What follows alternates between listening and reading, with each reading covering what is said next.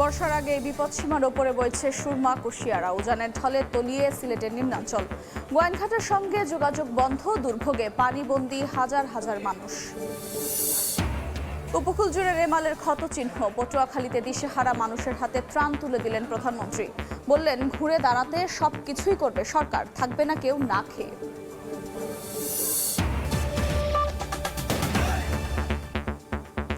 বাংলা সময় সঙ্গে আছে আমি আফরোজা মৌটুসী। বর্ষা আসার আগেই বিপদসীমার ওপরে বইছে সুরমা কুশিয়ারা। উজান থেকে নেমে আসা পাহাড়ি ঢলে সিলেটের গোয়াইনঘাট, জৈন্তাপুর, কোম্পানিগঞ্জ, জকিগঞ্জের নিম্নাঞ্চল তলিয়ে গেছে। সড়কে পানি ওঠায় সিলেট শহরের সঙ্গে যোগাযোগ বিচ্ছিন্ন হয়ে পড়েছে গোয়াইনঘাট উপজেলা। বিস্তারিত ইকরামুল কবিরের রিপোর্টে ছবি তুলেছেন দিগেন সিংহ।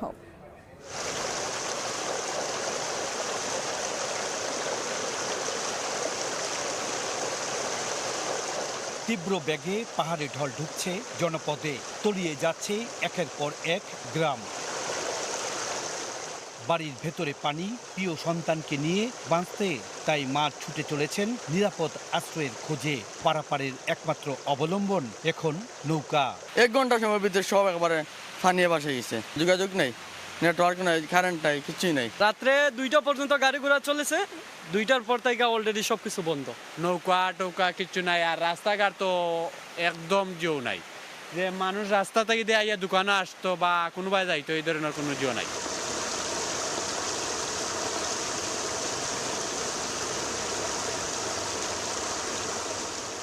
সিলেটের গোয়াইনঘাট উপজেলার 13টি ইউনিয়নের হাওর ও নির্মাঞ্চল প্লাবিত হয়েছে। সুরমা কুশিয়ারা, ডাউকি, সারি ও সারিগাং নদীর পানি 5টি পয়েন্টে বিপদসীমার 1 মিটার উপর দিয়ে প্রবাহিত হচ্ছে। এছাড়া পানিতে শালটিকর গোয়াইনঘাট সড়ক তলিয়ে যাওয়ায় যান চলাচল ব্যাহত হচ্ছে। উপজেলা সদরের সঙ্গে বিচ্ছিন্ন রয়েছে যোগাযোগ ব্যবস্থা। কোমর পানি, আঁটু পানি, গোলা পানি, মানুষ খুব বেনয়া মাঝে আছে। এখন কারিগর পানিয়ে তল করে লাইছে, এখন আমরা কোনো থাকবার জায়গা নাই।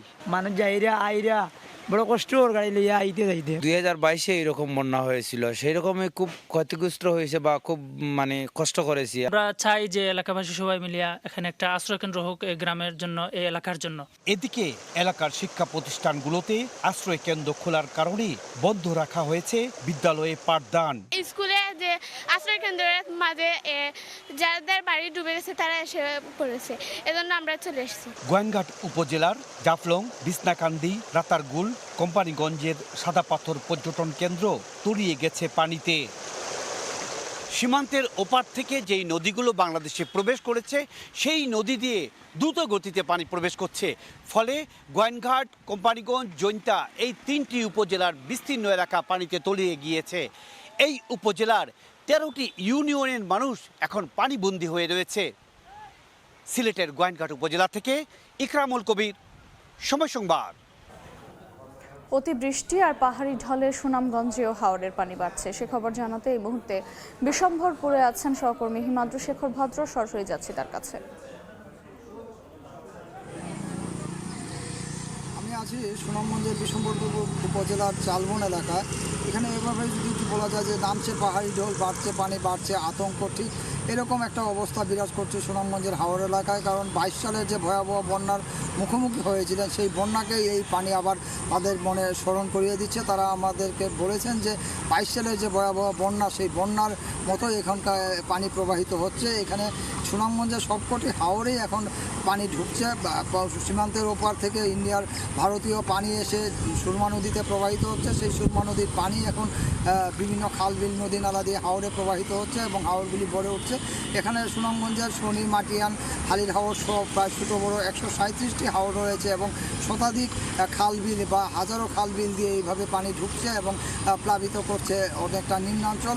তবে এখনও বন্যা পরিস্থিতির সৃষ্টি হয় নাই। তবে আমি কথা বলেছিলাম সুনামগঞ্জের পানি উন্নয়ন বোর্ডের সাথে। তারা জানিয়েছে যে আগামী জুন মাসের 1-2 তারিখ পর্যন্ত এখানে এভাবে থেমে থেমে বৃষ্টিপাত হতে পারে। সেই বৃষ্টিপাত হলে হয়তো বা স্বল্পমেয়াদী বন্যার শঙ্কা রয়েছে। তবে আমি কথা বলেছিলাম সিলেটের আবহাওয়া অফিসের সাথে তারা জানিয়েছে যে এই বৃষ্টিপাত কখন ভারী হবে, কখনো হালকা হবে, সেই বৃষ্টিপাত এবং পাহাড়ি ঢলের উপর নির্ভর করে সুনামগঞ্জের বন্যা পরিস্থিতি বা সার্বিক পাহাড়ি ঢলের পরিস্থিতি কতটুকু ভয়াবহ রূপ নিতে পারে। আপনি জানেন যে সুনামগঞ্জ থেকে মাত্র 70 কিলোমিটার দূরে ভারতের চেরাপুঞ্জি, সেই চেরাপুঞ্জিতেই মূলত পানির মূল উৎস এবং ভারতের পানি এসে সুনামগঞ্জকে প্লাবিত করে।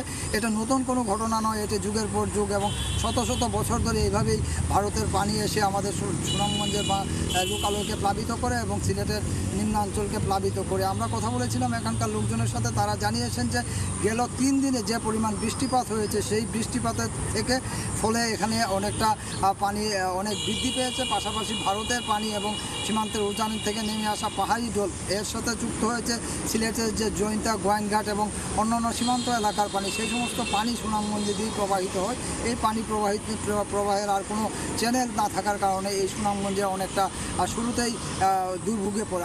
বর্ষার শুরুতেই সুনামগঞ্জে বৃষ্টিপাত হয় এবং বিশেষ করে ভারতের চেরাপুঞ্জি সহ বিভিন্ন ভারতীয় এলাকায় যে বৃষ্টিপাত হয় সেই বৃষ্টিপাত আসলেও এটা পরিমাপ করা যায় না যে কতটুকু বৃষ্টিপাত হবে, কতটুকু তার পানি প্রবাহিত হবে। ঠিক এখানে হুট করেই বন্যা চলে আসে এবং হুট করেই চলে যায়। তবে আমরা এখানে কথা বলেছিলাম যে জেলা প্রশাসনের সাথে, তারা জানিয়েছেন যে এই ধরনের পরিস্থিতি মোকাবেলার জন্য সুনামগঞ্জ, তাহিরপুর, বিশ্বম্বরপুর, ছাতক এবং দুয়ারাবাজার যে সীমান্ত উপজেলা আছে সেই সমস্ত উপজেলা প্রশাসনকে সতর্ক করা হয়েছে এবং তারা ইতিমধ্যে সুনামগঞ্জ সদর উপজেলায় কন্ট্রোল রুম খোলা হয়েছে। সেই কন্ট্রোল রুম থেকে সার্বিক পরিস্থিতি মনিটরিং করা হচ্ছে প্রশাসন।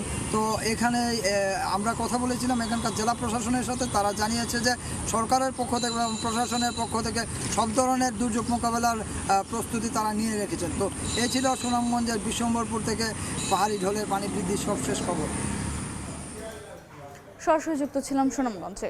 রেমালে ক্ষতিগ্রস্ত প্রত্যেকের ঘর বাড়ি নির্মাণ সহ স্বাভাবিক জীবন নিশ্চিত করতে যা যা করণীয় তার পুরোটুকুই করবে সরকার। উপকূলবাসীকে এমন আশ্বাস দিলেন প্রধানমন্ত্রী শেখ হাসিনা। তিনি বলেন, দুর্যোগ আসবেই, তবে তা মোকাবেলা করে টিকে থাকার শক্তি অর্জন করানোই আওয়ামী লীগ সরকারের লক্ষ্য। রেমালে ক্ষতিগ্রস্ত পটুয়াখালীর কলাপাড়া উপজেলায় দুর্গতদের মাঝে ত্রাণ বিতরণ ও বিপর্যস্ত এলাকা পরিদর্শন করেন সরকার প্রধান। সালাউদ্দিন লিয়ার ক্যামেরায় বিস্তারিত জানাচ্ছেন দেবাশিস রায়। বেলা 12:30টার পর কলাপাড়ার সরকারি মোজাহার উদ্দিন বিশ্বাস ডিগ্রি কলেজ মাঠে আসেন সরকার প্রধান। পুরো মাঠ তখন ভর্তি উপকূলের বিভিন্ন প্রান্ত থেকে ছুটে আসা দুর্যোগ কবলিত মানুষে। উপস্থিত দুর্গতদের মাঝে ত্রাণ হিসেবে চালের বস্তা তুলে দেন প্রধানমন্ত্রী। একে একে তা গ্রহণ করেন বিপর্যস্ত স্থানীয়রা। সংক্ষিপ্ত বক্তব্যে সরকার প্রধান বলেন, রেমালের ক্ষতি সামলে উঠতে করণীয় সবকিছুই করবে সরকার। ধৈর্য ধরার আহ্বান জানান তিনি। ইতিমধ্যেই যে সমস্ত রাস্তাঘাট ভেঙে গেছে সেগুলি মেরামত করার ব্যবস্থা নেওয়া হয়েছে।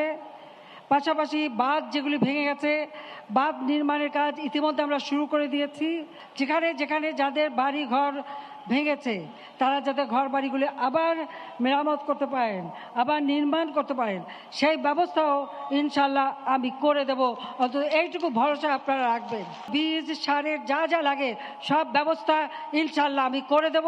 নতুন উদ্যমে আবার যেন আপনারা চাষবাস করতে পারেন।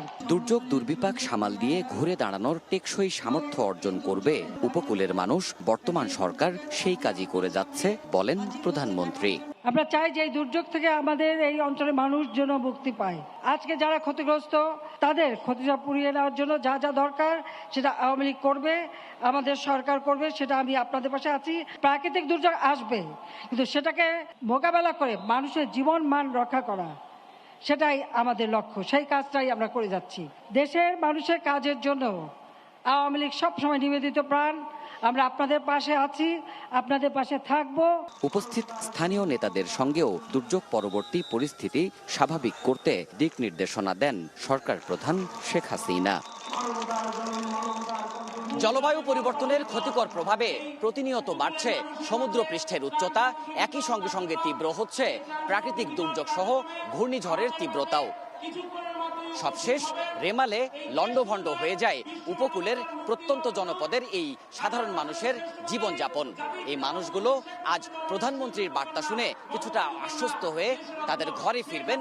সরকার প্রধান বললেন, আগামী দিনে দুর্যোগ সহনশীল বাস্তবতা গড়ে তুলতে দুর্গত মানুষদের পাশেই থাকবে আওয়ামী লীগ সরকার। দেবাশিস রায়, সময় সংবাদ, কলাপাড়া, পটুয়াখালী। কলকাতায় উদ্ধার হওয়া মরদেহের খণ্ডিত অংশগুলো এমপি আনারের বলে প্রাথমিকভাবে ধারণা করছে পুলিশ, জানিয়েছেন ডিবি প্রধান হারুনুর রশিদ। কলকাতা থেকে ফিরে হজরত শাহজালাল আন্তর্জাতিক বিমানবন্দরে সাংবাদিকদের কথা বলেন তিনি। হত্যার মূল পরিকল্পনাকারী আক্তারুজ্জামান শাহিনকে দেশে ফেরানোর প্রক্রিয়া চলছে জানিয়ে তিনি বলেন, এরপরেই জানা যাবে খুনের কারণ। সেফটি ট্যাঙ্কি অথবা সোয়ারের লাইনগুলি আমরা তাদেরকে রিকোয়েস্ট করেছিলাম এটি দেখার জন্য, এবং আমরা মনে করি সেখান থেকে আমরা কিন্তু অনেকাংশই ভিকটিমের শরীরের কিছু অংশ কিন্তু পাওয়া গিয়েছে। এটা যদিও এটাকে এখন তারা ফরেন্সিক রিপোর্ট বা ডিএনএ টেস্ট করে তুরন্ত জানাবে। তবে আমরা প্রাথমিক যেটা মনে করি যে সেখানে স্বাভাবিকভাবে এই মাংসগুলি এভাবে ফ্লাশের মাধ্যমে যায় না। সেক্ষেত্রে আমরা মনে করছি তারই হবে। তারপরেও আমরা এখানে একটা ডিএনএ টেস্ট হবে, ফরেন্সিক করবে, তারপরে চূড়ান্ত জানা যাবে। আমরা তো অলরেডি বললাম যে এটা কনক্লুসিভ পর্যন্ত আমরা নিয়ে এসে পড়েছি। আমরা কারণ আপনারা জানেন তারা হত্যাকাণ্ডের জন্য স্থানটা বেছে নিয়েছে কলকাতার সঞ্জীবা গার্ডেন। বাট যারা এই হত্যাকাণ্ড সংঘটিত করেছে, মদতদাতা, মূল ঘাতক থেকে শুরু করে সকল আসামি কিন্তু মোটা থাকে বাংলাদেশে। অতএব আমাদের মূল কাজ হবে এখন হত্যার সবকিছু তো আমরা মোটামুটি আমাদের নখদর্পণে চলে আসছে এবং কনক্লুসিভ পর্যায়ে আমরা নিয়ে এসেছি। আমরা মনে করি বাকিদের জন্য আমরা কাজ করছি। আমরা শীঘ্রই তাদেরকে আইনের আওতায় বিচারের মুখোমুখি আমরা দাঁড় করাবো। ঝিনাইদহের এমপি আনোয়ারুল আজিম আনার হত্যাকারীদের বিচার দাবিতে মানববন্ধন হয়েছে। সকালে কালীগঞ্জ শহরের জনতা মোড়ে এই কর্মসূচি পালন করেন স্থানীয় ব্যবসায়ীরা। এতে এমপি কন্যা মুমতারিন ফেরদৌস ডরিন, ব্যবসায়ী সমিতির সদস্যরা ছাড়াও নানা শ্রেণী পেশার মানুষ অংশ নেন। মানববন্ধন থেকে এমপি আনার হত্যার সঙ্গে জড়িতদের দ্রুত আইনের আওতায় আনার দাবি জানানো হয়।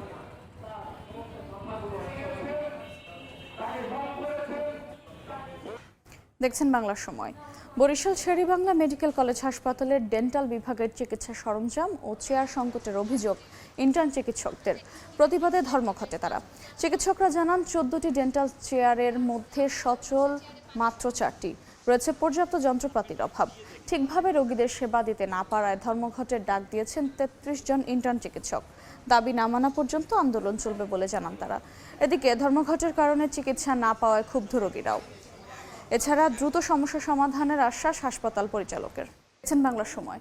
ঘূর্ণিঝড় রেমালের তাণ্ডবে ক্ষতিগ্রস্ত বাগেরহাটের সহস্রাধিক পরিবারের মাঝে ত্রাণ সহায়তা দিল বসুন্ধরা গ্রুপ।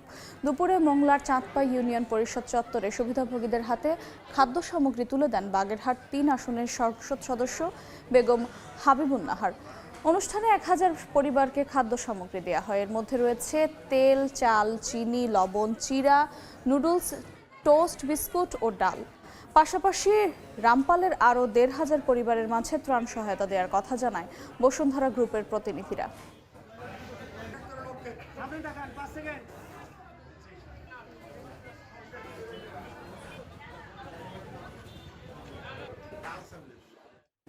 এ পর্যায়ে শীর্ষ সংবাদগুলো জানিয়ে দিচ্ছে আরেকবার।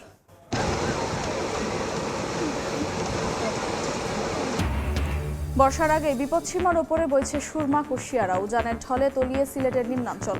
গোয়াইনঘাটের সঙ্গে যোগাযোগ বন্ধ, দুর্ভোগে পানিবন্দী হাজার হাজার মানুষ। উপকূল জুড়ে রেমালের ক্ষতচিহ্ন। পটুয়াখালীতে দিশেহারা মানুষের হাতে ত্রাণ তুলে দিলেন প্রধানমন্ত্রী। বললেন, ঘুরে দাঁড়াতে সবকিছুই করবে সরকার, থাকবে না কেউ না খেয়ে।